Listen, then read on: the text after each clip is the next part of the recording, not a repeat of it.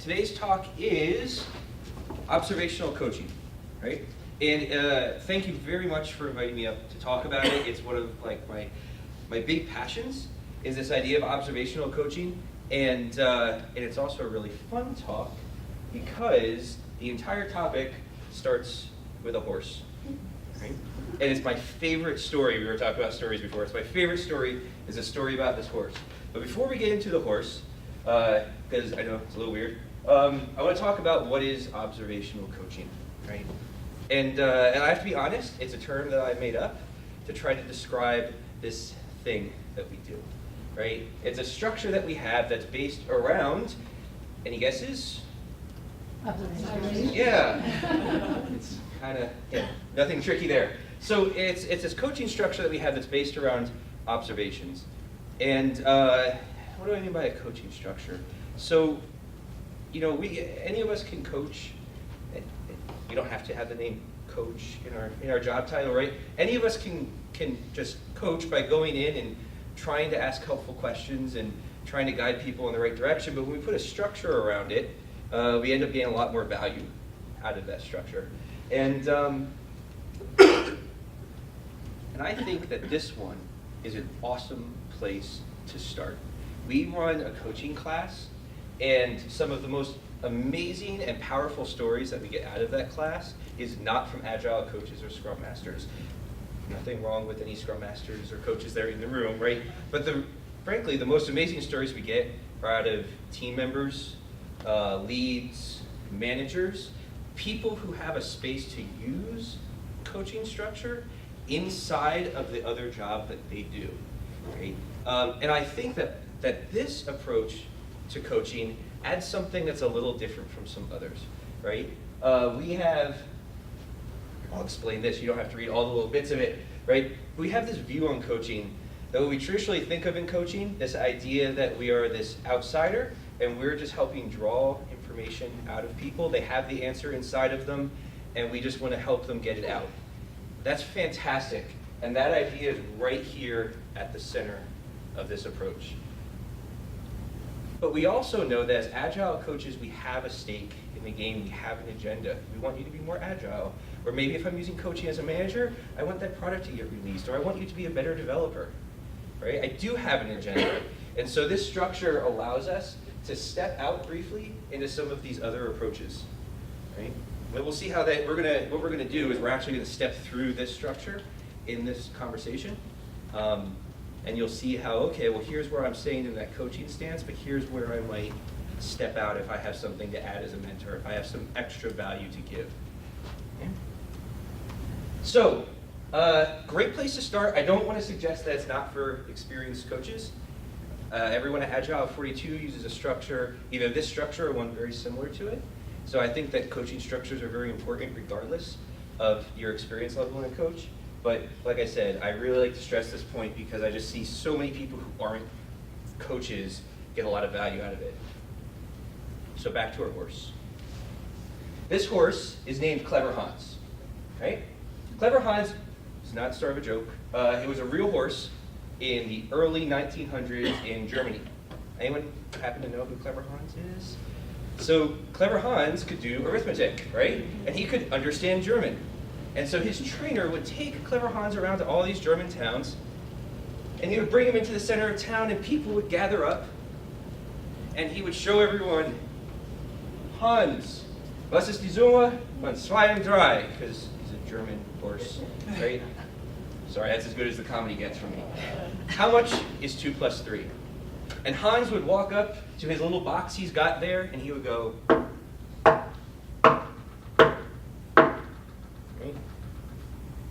great job, Hans, you got it right. It was 5. You're so clever.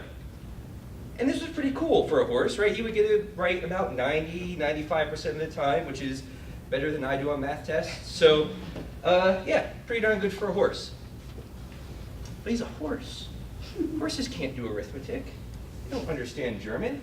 What's going on here? So there were a lot of skeptics. There were a lot of people who wanted to see what was happening. They actually put together a panel of 13 people who tried to figure out how this trick worked. And they looked in the box. Is there a box going on? Are they somehow tampering with the horses? Is the trainer doing something weird? And they couldn't figure it out. They gave up, and a psychologist named Oscar Funsk took over. And he went, observed the horse, and he said to the trainer, "Can I ask the horse a question?" The trainer said, "Yeah, sure, go ahead." So he walked up, he asked the horse a question, and the horse got it right. "Can I have someone else ask the horse a question?" Right? Maybe he's picking a certain person out of the audience. Or went out, all the magic tricks, right? Went out and he picked people out of the audience, asked the horse a question. The horse would get the question right. And then he tried something really bizarre. He asked the horse a question that he didn't know the answer to. You can look up on Wikipedia exactly how that works. I don't want to give the explanation right now. But he asked the horse a question he didn't know the answer to, and the horse got it wrong. And he asked another, and the horse got it wrong again. So after a lengthy investigation, what they found is that Hans was incredibly clever, just not in the way that they said he was. Hans was picking up on very subtle changes in the way that we hold our chest and our shoulders and other parts of our body when we're expecting the horse. Oh yeah, keep going, keep going, keep going. Oh, he's getting there. I wonder if he's going to stop at the right place. And then he gets to the right place. So all these things happen in our body that we're not even aware of. And the horse was watching for this. You could see when he got to the right number, and he would stop clicking his hoof. Right? So what does this have to do with coaching? This is the first case of something called observer expectancy effect. Right? So observer expectancy effect is when my own ideas, my own preconceptions and biases actually result in me taking action that influences the thing that I'm observing. So this gets really extensive. You can look into this. There's a gentleman named, I'll write it down, all these psychologist names. Robert Rosenthal, psychologist who looked into this way, way, way deeper than horses, right? We get into humans and we get into schools and what happens if a teacher thinks that a student is a good student versus a bad student. And it turns out it plays out in there too, right? If you tell a teacher, "Oh, you got that student," good luck. Doesn't matter how professional they want to be. If they have it in their head that's a bad student, they're going to unconsciously do things to make them a bad student. Now, on the other hand, if you tell them, "Oh, I love that student. They're great. You're going to love having them in your class." They're going to unconsciously do things that encourage that student to be a better student. It's a human condition. It has nothing to do with your professionalism or what you mean to do, right? So getting back to the idea of coaching. We like to take this approach of in coaching, we're an outsider. We're not a participant. We're just helping them through it. But the fact is, just by observing them, we are a participant. So let's build a structure that accounts for that, that allows for that truth, and it incorporates it in the way that we work. Okay? So we do that with, in Agile 42, we call this a team coaching framework. We have this structure that we put into place. We have these cards, they're called coaching cards. We use that to support the structure, and that's what I'm going to talk through, and that's what we're actually going to work through in the next hour-ish that we have. Okay? That said, you don't have to use this structure. There are plenty of other structures out there. What I hope you leave here with is an understanding of why you would use a structure. And then you either use ours or Agile Coaching Institutes, or frankly, one that you make up yourself. That's perfectly fine too, right? But that you put one in place that guides your coaching. Okay, so what's our coaching structure look like? Our coaching structure has 5 steps, right? And it starts up here with observations, right? So we're going to practice this. We're going to practice observations and what is a good observation and what's not a good observation. Then we take those observations and we formulate hypotheses about why we're seeing the observations that we're seeing. So in research, we formulate 1 or 2 hypotheses, right? Because we've narrowed down what's happening to a very specific set of circumstances and we try to remove other variables, but we can't do that in coaching. So we formulate a whole bunch of hypotheses, and we'll get into why that is in a moment too. We define a goal. Where are we willing to get to? So you may notice, right, in the first 2, we're acting a lot like those coaches, right? But as soon as we start defining a goal, we become slightly more active participants. And we'll talk about me defining a goal versus working with the team to define a goal, but either way, we're starting to become more active. We start identifying indicators. How do I know I'm getting towards that goal? Right? And then the very last step, once I've got that whole, here's where we are, here's where we'd like to kind of move towards, put into place, then I get to do the thing that we all love to do. I get to pick the tool that is going to help me get there. Right? So has anyone here ever run into the problem of you watch someone come in, they walk into a team, maybe they've worked with them minimally before, they've worked with them maybe not at all, and they say, you know what this team needs? User story mapping. Right? User story mapping is awesome, right? But a lot of times we jump to the tools that we like because we like them, not because they're the right thing for the job. And this kind of structure that we have here makes sure that we understand what we're trying to accomplish thoroughly before we try to decide how we're going to get there. All right, I'm going to pause there a second. Any thoughts or questions? I threw a whole bunch of stuff at you real quick, and I'm kind of at the point now where I want to actually sit down and do it. So any questions before we try to do it? Sure. Can you elaborate on the types of indicators we should be thinking about? I will. Is it okay if I pause that until we get to that step? Yep. Okay, fair enough. All right, so observations. I'm going to start with this observation. Conversation in a daily scrum centers around the scrum master. Can anyone tell me what's wrong with this observation? And yes, it's a trick question.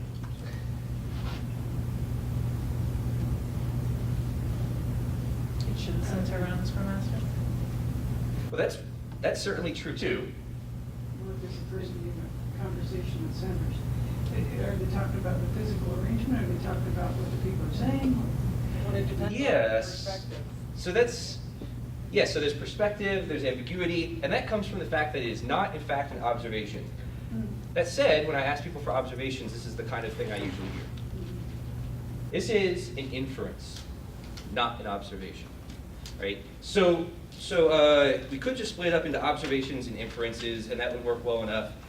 For this talk, when we first introduced this, I actually like to split it up into three things. What I call micro-observations. They're observations by any definition. I just really want to stress that we make these very, very small observations. Patterns, which are either related observations or repeat observations, and then inferences, right, where we start to add some conclusions into the conversation. So if I take this inference and I try to break it down a little bit further, right, what I want to do real quick with you guys is I have a set of these micro observations that play out over here, and another set that play out over here. And they're very, very similar, but at certain key points, they're going to be a little bit different, okay? So very, very first micro observation, Dave, a developer, told John, the Scrum Master, what he worked on yesterday and that he's still working on it. Make sense? Okay. So when we try to make these observations, we want to be very specific.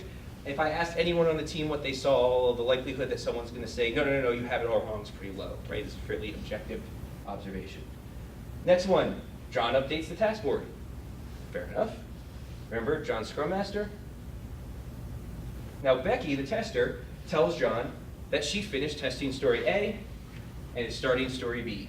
Again, we're still the same across both of them. Now I'm going to pause here and ask, is the inference a fair inference so far?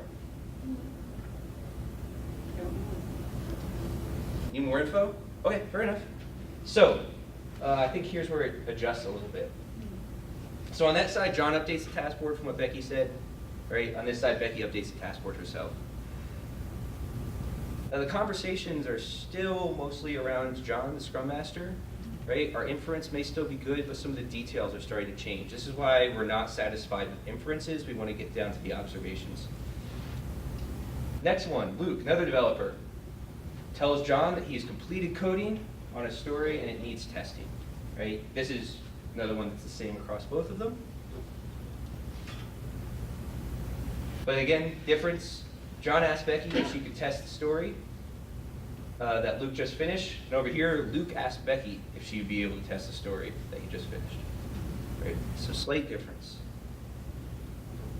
Now I said there's these observations, then we have patterns, then we have inferences, right? So please feel free to pick apart my patterns if you see something different.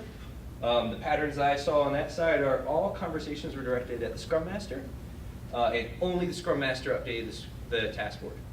On this side, right, all team members did speak to the Scrum Master, but also Luke directly asked Becky a question, and John and Becky both updated the task board. Are those fair? Any disagreements? Anyone see something I missed? Okay. So if we think about the inference, is the inference still relatively valid? Did this conversation center around the Scrum Master in this daily Scrum? That's more on the right side than the Yeah. left. Yeah, it becomes a matter of more or less, right? You're not wrong. Your statement isn't wrong here, but you're missing some of the details. So I wanted to go through this because I do want to stress that that's why we don't stop at the inference level. We do want to take it down to the observation level, right? So when I take notes, I have a big notebook. I have tons and tons and tons of observations. I don't always put those into my final notes, right? I might have it at this level and I record the patterns because otherwise it just gets too voluminous to keep track of. But it is worth tracking this. So why did we go through this? Got ahead of myself. Why did we go through this? Because what I want to do for this is I want to show you guys a YouTube video of a daily Scrum. And I want to ask you guys to record your observations. Fair enough? All right. So can I ask anyone for just one or two observations they had? Sure. Nobody wants to show their hands in any way, shape, or form. Interesting observation. I didn't notice that. Nobody wants to show their hands. Any others? A few people were going off topic, like that one guy went into where he went to lunch yesterday and how expensive it was, things like that. So they weren't really staying with the shores. Wasn't there one guy in between blue shirt guy and the Scrum Master who didn't talk? Yeah. I Did thought we- so, did we yeah. skip over him? Yeah, that's okay. You He was said observer. Now, there can be observers, but they're usually noted. Yeah, he said some at the beginning, and I think just the nature of the video, it's hard to know what happened there. Does this, just out of curiosity, I mean, it has its good points and its bad points, does this feel fairly typical for a lot of teams? That's been my experience too. So what I want to ask you guys to do, actually, before I go into that, anyone see particular patterns of behavior, apart from the hands? I saw several interruptions. Okay, cool. Any other patterns? I saw that the Scrum Master is also always prompting for impediments. Great. So I'm going to ask you to do something you should absolutely never, ever, ever do in real life, and that is start making judgments about a team based on 6 minutes of interaction, right? No. So normally I want to see how do things play out, different types of meetings and outside of meetings and day after day, right? So for example, if this guy shows up late every single day, that suddenly becomes a pattern. If he shows up late that one day, maybe it's a traffic jam, who knows? I don't want to jump to conclusions, but I'm going to ask you to be a bad coach for the exercise here and do exactly that. So on these sheets, I'm going to ask you guys to group into some small groups.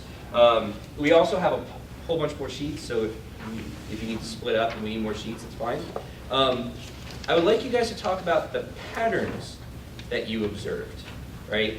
And then we're going to pick one in your group.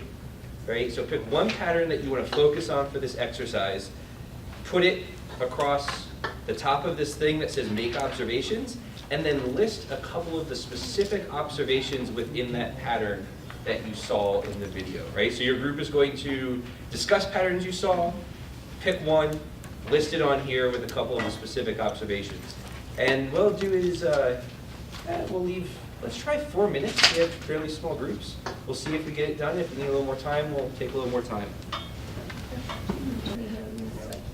So right about here is the start of where we're going to really engage the team with moving forward with focus on this, right? And I want to talk about that for just a moment.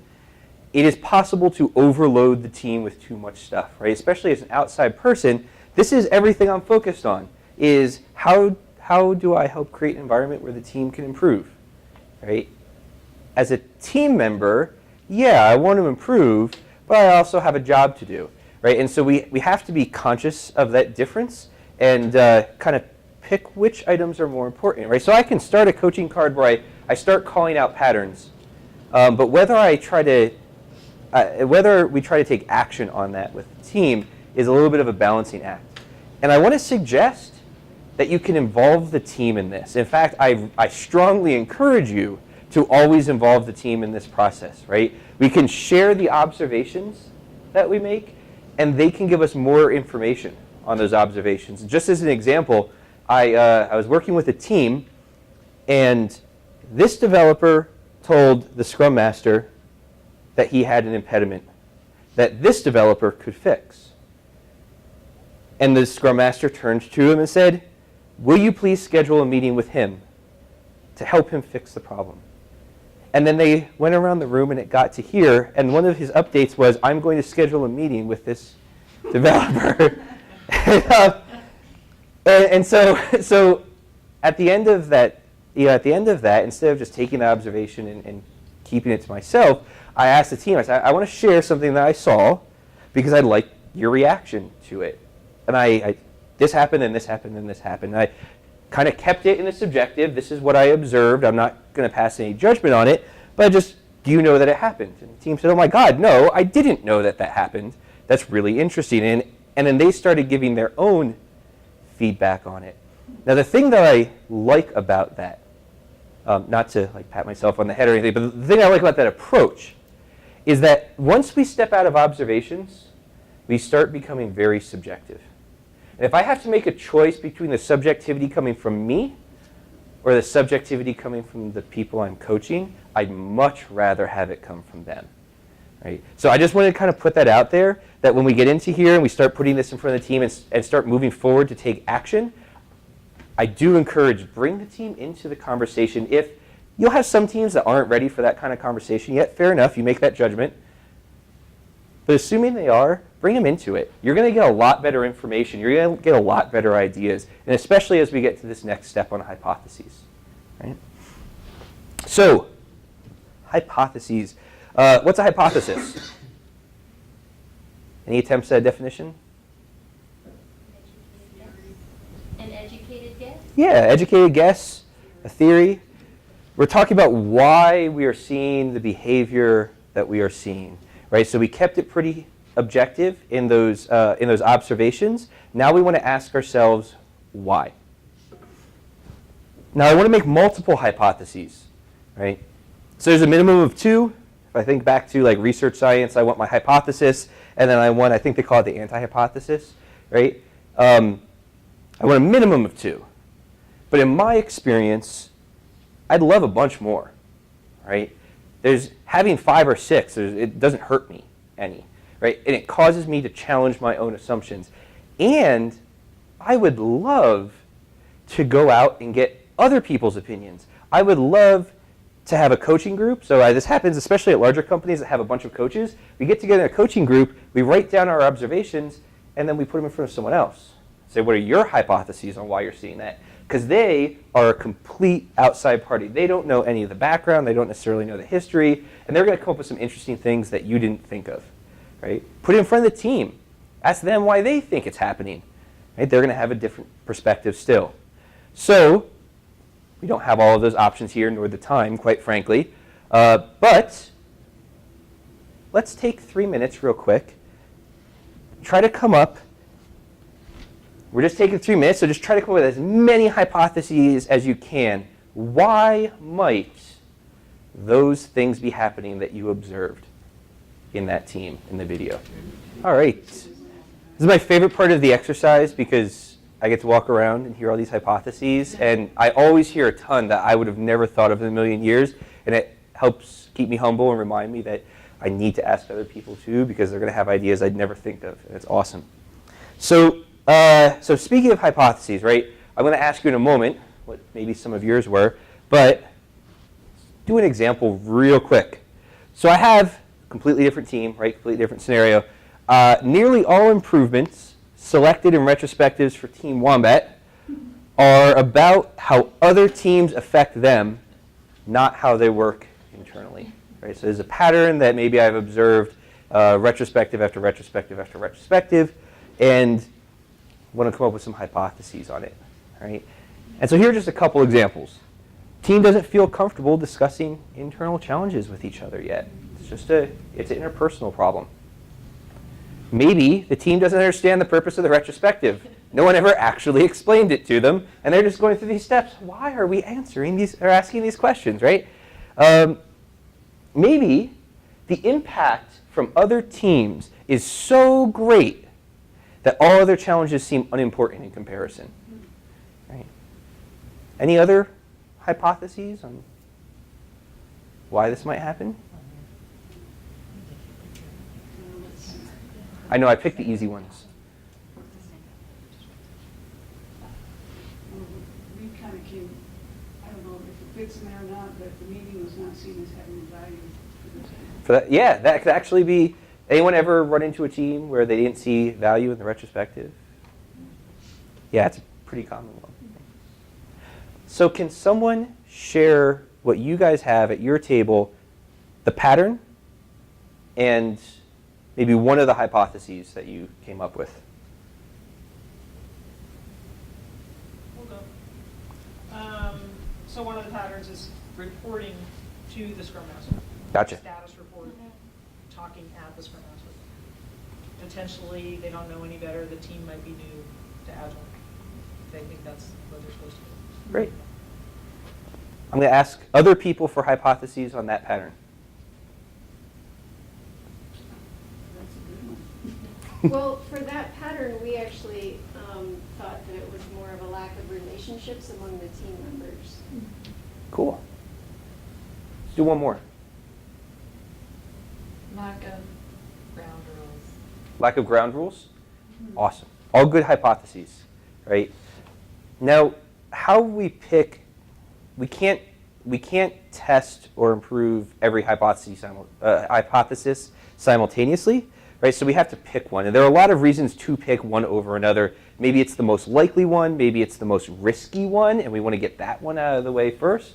Tons of different reasons.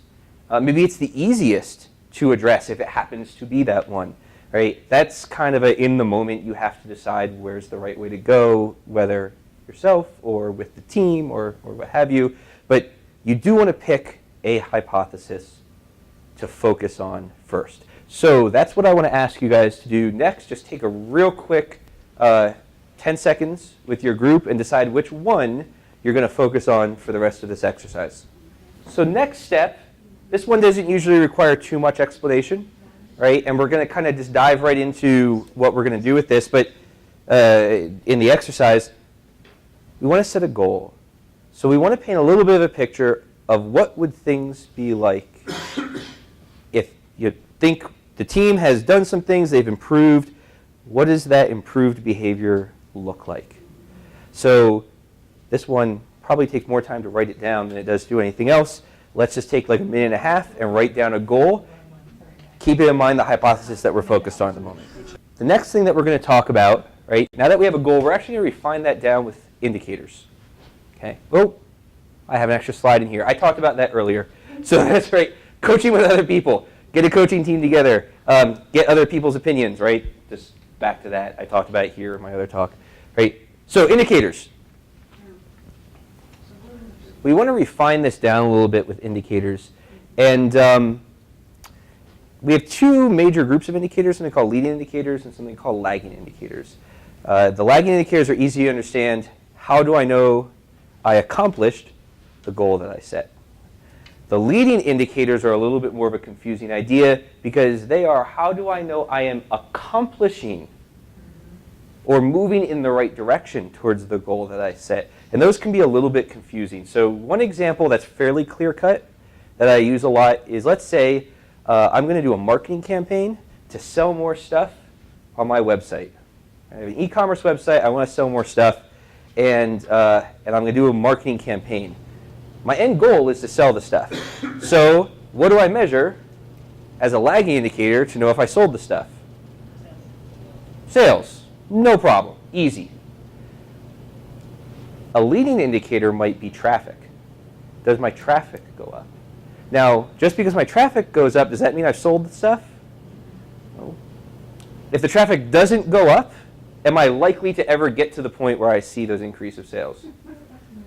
Okay. So that's the purpose of a leading indicator, is if I don't see the leading indicators, I'm probably never going to get to the lagging indicators. But I can't rest on the leading indicators because they only tell me that I'm moving the right way and the conditions for my success are manifesting. So especially when we deal with humans, this gets a lot more confusing. So I wanted to throw that out there. These are two important things, but especially for tonight, if that's just confusing, worry about the lagging indicators right now. Okay? And there's tons of literature out there on the internet about the difference between leading and lagging indicators and examples and things, and you can take more time to process that later. So we're going to come up with indicators. Notice I'm using less and less examples, right, because you're digging into yours, and all these cards go different directions, and I obviously can't give an example that applies to all of them. So what I want you to do is take just a couple more minutes. What are some lagging indicators? And if you can think of any, what are some leading indicators that tell you you're moving in the right direction towards your goal? Okay? Let's take 3 minutes on that. We'll check in. So we start with our observations, right? We picked a pattern to focus on, and that was the start of our coaching card. We moved into hypotheses and narrowed that one down to one to focus on. Now, when I use coaching cards, I usually keep the rest there, and I kind of put a little dot or something next to what I'm focusing on, because if I prove that one wrong, I want to circle back and go, okay, well, that wasn't why it's happening. What are the other things that we came up with? So I might circle back on that in the card. We set a goal. We've identified some indicators, right? At this point, I want to pause you and bring you back to this, right? Observer expectancy effect. You are taking action at this point, even if you're doing it along with the team that you're coaching and they're fully engaged with you. The fact is you're adding a lot of opinions in your hypotheses, in the goals, in the indicators, what makes a good indicator. What's that old adage about you get what you measure, right? So we put those measurements in place, and suddenly we might start driving some really crazy behavior because we picked some dangerous indicators. So you just need to be careful of that and be aware of it and make it visible, and and always be checking against it. I'm measuring this because this is where I hope to get to. I don't want you just to fulfill the measurement, right? You may decide that some of those indicators are going to lead people astray. It's too easy just to dive in and meet the indicator, and so maybe I'll leave that one off the coaching card, but I'll keep it in my head and look for it, right? Just something to be aware of, because again, we're humans and we do this. No real way around it, so let's try to be careful. All right, other important thing that really, really helps this. We never seek to validate a hypothesis. That's too easy. We will always validate hypotheses. I don't care what they are. We will find some little piece of information that validates our hypothesis. We always seek to invalidate our hypotheses. And that goes a long way. If I can't invalidate my hypothesis, well, it might not be spot on, but it's a pretty solid bit of information there. So, all right. So now the fun one. Right? Now we choose our tools. Right? Every Scrum Master has tons of tools that they like and that they use. There are blogs out there. There are video series and books and all kinds of things. When we say tools, I want to be really, really clear about this.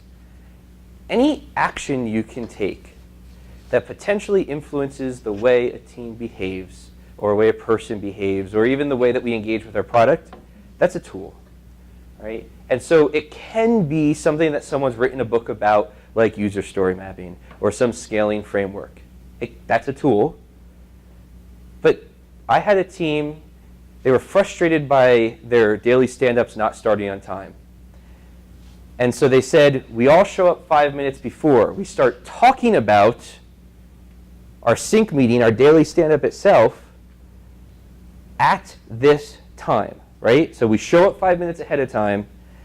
We start the conversation at this time. That way there's no reason like, oh man, I'm sorry, I was running from another meeting. I couldn't be here on time. That's also a tool, right? It doesn't have to be like this well-documented and blogged about thing to be considered a tool. So last step of these coaching cards, I'm going to ask you guys, write down 1, 2, maybe 3 max tools that you might use with this team to try to help them move forward. So I said the hypothesis step was my favorite step. This is my second favorite because it's something to remember when we talk about tools. We don't go through the same progression of learning the tools, all of us, right? We go in different orders. With very rare exception, there is no difference between a basic tool and an advanced tool. There's none of that kind of categorization in the type of tools that we use as a coach, right? There are some tools that this person learned their first day that they were ever exposed to Scrum, and another person learned 10 years into their Scrum journey, right? Anyone here run into the 5-stage retrospective? By chance, Diana Larson? Yeah. Okay, so I strongly encourage you to look at that. I didn't know about that until 10 years working in Scrum, right?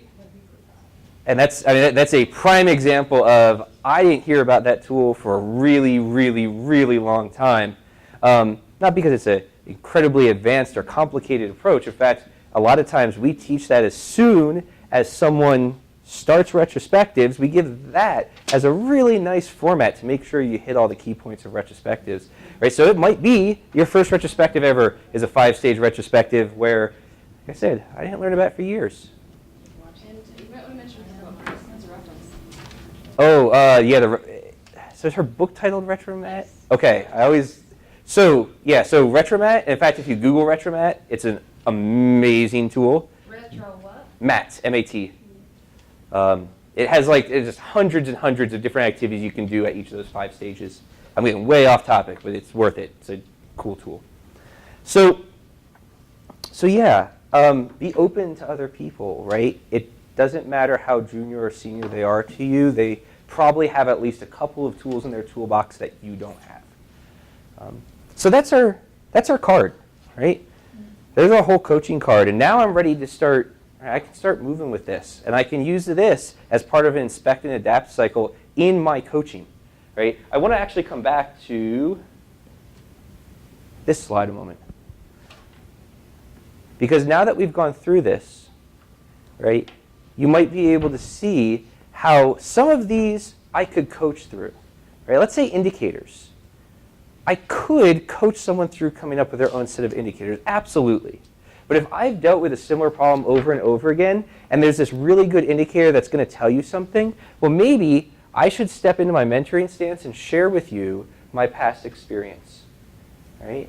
And then you go, and then we'll step back into coaching and say, here's my experience. Here's what I've done in the past, and I thought it was really valuable. But let me leave it to you, right? It's still your decision if you want to actually use that indicator or not on this particular, on this particular card. So there might be cases where we advise, right? Advising is really, really useful when someone's just nervous about making a decision, right? We can over coddle them too in doing that. But sometimes just saying, yes, this works in most circumstances is really helpful to bolster their confidence in taking that step forward, right? Or they might just not understand the underlying concepts. You need to teach it. Or just using a structure and going through that effort to not tell someone what to do, but help them along the journey, right? Role model is the kind of behavior that we want to see in Agile. So this is why, like I said, a structure like this can help us when we're not just coaching, but when we have to step into some of these other roles because we do have a little bit of our own agenda. We do have a stake in the game. Okay. All right, so wrapping this up. Oops, not far enough. Wrapping this up, I want to talk really quick about executing on these cards, right? So I've got this card, and that's great. Now what do I do with it? Well, I start using those tools. I start taking those actions, right? When we're working with a couple coaches at a client, we almost always have a board that looks like this. I have a backlog of coaching cards. When I start actually taking action on them, they move into my started column. When I start seeing some of those leading indicators show up, they're going to move into my leading column, right?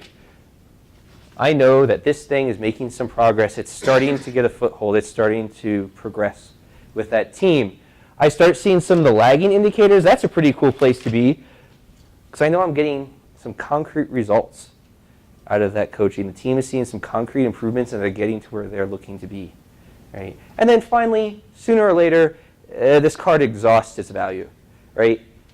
It's taken us the portion of the journey that we were trying to go, and I move it to done, and I look on to the next thing. Right? So when we execute, we can work them the same way we work any other kind of work.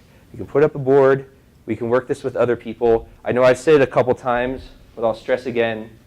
Find a buddy. Find a couple buddies. They don't have to be coaches.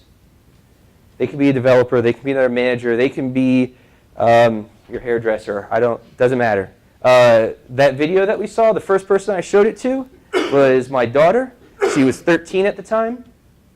Some of the observations she made. Anyone else see the Nerf dart? So that was the first observation she made. Are they supposed to throw Nerf darts at each other in Scrum? No, they're not. Then she made observation. Was that person supposed to show up late? Do they always show up late? I don't know. It's a video. Great question to ask, right? They all talk to that one guy. Is that how that's supposed to work in Scrum? Right? She's 13. She has no idea what Scrum is. Right? But these are the questions he's asking about. So, and I share that just, my daughter is awesome, but not just to tell you how awesome my daughter is, but to share, they don't need to be a certified Scrum Master. They don't need to be a certified Agile coach to be your buddy who comes along and makes observations with you, checks your observations against it. You say, I saw this, and they say, really? Because that's not what I saw. Right? And maybe they have a different perspective. And that's it. I'm up for questions. Sure. Well, now that you have said that, you are going to have to go back and show us the Nerf dart moments. Oh. Okay, after the talk, I will happily go back and show the Nerf dart moment.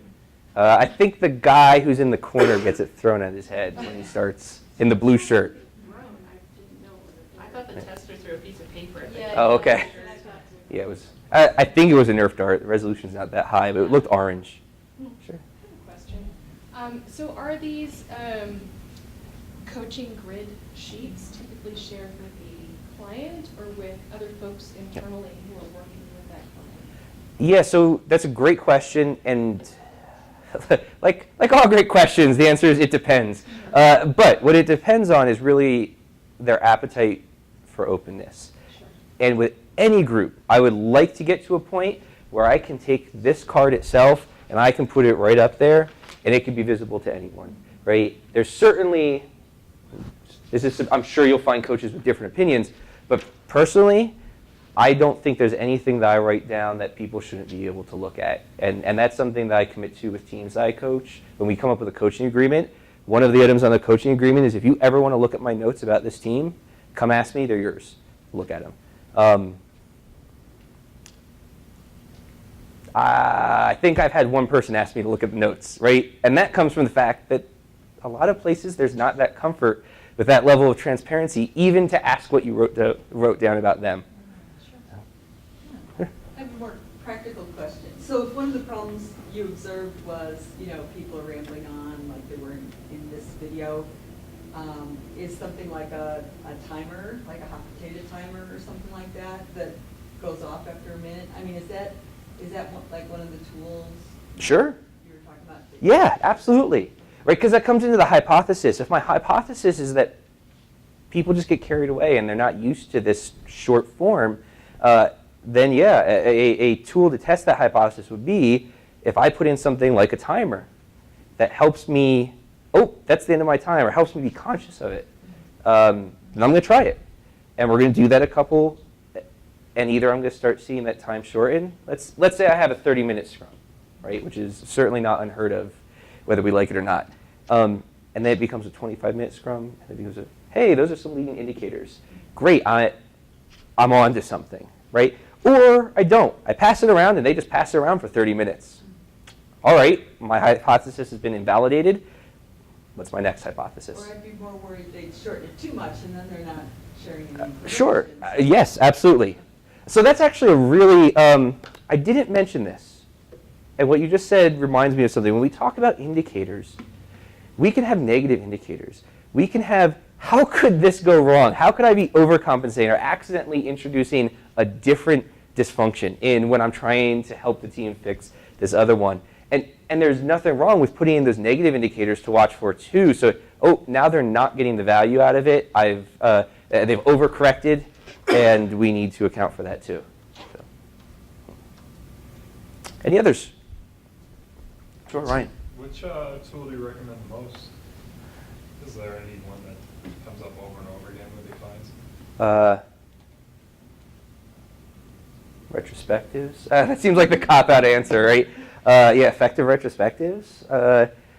So we have an application that goes along with our whole team coaching framework, and part of the application, and if you'll excuse a small sales plug, it's free. Anyone who wants to, let me know. You can sign up for it. But one of the coolest parts of it is we have a whole list of possible tools that could be used in different circumstances. There's at least 100 up there. You know what I mean? And that barely scratches the surface. So yeah, so like if you forced me to pick a favorite, I guess it would be retrospectives because that seems to lead to all the rest of them. Past that, no. There's a ton and they're all good. Sure. So this is like a big experiment with your team. Yeah. What you're doing. How do you get buy-in from your team to let them, to allow them to be like manipulated, not manipulated, but coached? Yeah. And stretched and Yeah. made them comfortable to be better. Like, how do you get that kind of buy-in from them? So I'm going to give you a very subjective answer. In my experience, coaching is by invitation only. Whether we like it or not, your boss can tell me to coach you, but if you don't want to be coached, nothing I do will coach you, right? And so what I start with is a coaching agreement. Where do you guys want to focus? What are your goals? And those goals can be very specific. I want to improve my code quality, or they could be very general. I want to practice Scrum better.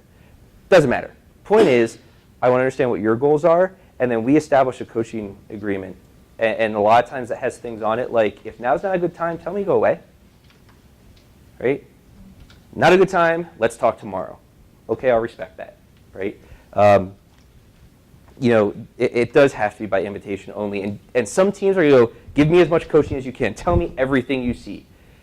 Sure, I will tell you everything I see. And some teams are not. Let's start with this one thing. Okay, we'll start with that one thing. And once you become comfortable with that, and then you say, maybe give me a little bit more. So that's establishing a coaching agreement that understands where they are and what they want and are open to, I think is an important first step there. Oh. Did I answer your question okay? Yeah. Cool. Any others?